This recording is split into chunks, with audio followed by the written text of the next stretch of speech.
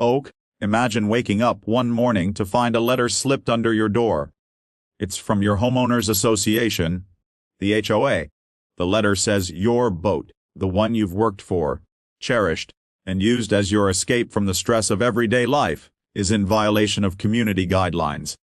They threaten fines, legal action, and even demand its removal.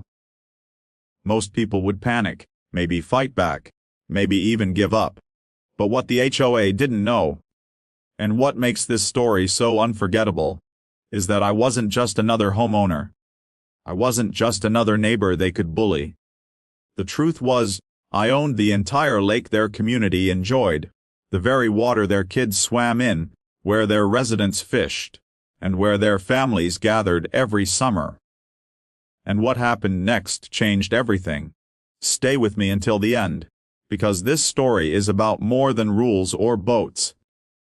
It's about standing up when the odds are stacked against you, and finding out who you really are when pushed to your breaking point. The letter looked innocent at first. Just a folded sheet of paper with the HOA's logo in bold. But when I read the words, my hands began to tremble with a mix of disbelief and anger. Your boat is in violation of community guidelines.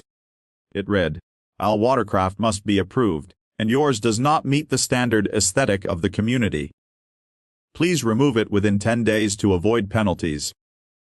I laughed, but it wasn't the happy kind of laugh. It was bitter, sharp, the kind that comes when you realize people with too much power can twist rules to break spirits. That boat wasn't just metal and paint. It was my father's dream, passed down to me. He bought it when times were tough, restored it piece by piece, and told me that one day it would carry me across waters I could call my own. It wasn't flashy, it wasn't new, but it carried stories, memories, and the legacy of a man who built a life with his bare hands. The HOA had always been strict, the kind of group that measured your grass with rulers and mailed warnings if your mailbox was the wrong shade of beige. But this was different. They were asking me to erase part of my history, as if my family's story didn't matter compared to their rules. That night, I walked down to the lake. The moonlight shimmered across the water, and I thought about all the summers spent here. Children laughing on the docks, neighbors casting lines into the quiet ripples, and yes, my boat, rocking gently like it belonged there more than anywhere else. What the HOA didn't know, and what I had kept quiet for years, was that this lake wasn't theirs to control. Decades ago, my father had purchased the entire body of water and the surrounding rights. He believed water was freedom, and he wanted to protect it from those who'd try to take it away. When he passed, that ownership passed to me. So when the HOA claimed my boat violated their community guidelines, they didn't realize they were trying to control something they didn't own.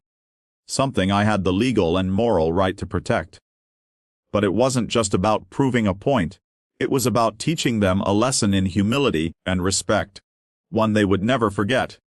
The next HOA meeting was packed. Neighbors filled the room, some whispering in support, others avoiding my gaze. At the head table sat the board members, their clipboards stacked with regulations. They spoke as though their word was law, reciting rules about uniform aesthetics and community harmony. Then they turned to me, their voices sharp. You have 10 days to comply. Failure to do so will result in escalating fines and possible legal action. I stood slowly, my heart pounding but steady. I looked each of them in the eye before placing a folder on the table. Inside were the legal documents. Deeds, maps, ownership rights. Proving beyond any doubt that the lake they claimed to govern was mine. Not just the surface water, but the land beneath it, the rights around it, everything. The room went silent. I could hear the air conditioner hum, the shuffle of papers, the nervous cough of a neighbor. One board member cleared her throat. This can't be correct. It is, I said firmly. Before you demand that I move my boat, you should know. You've been using my lake for decades.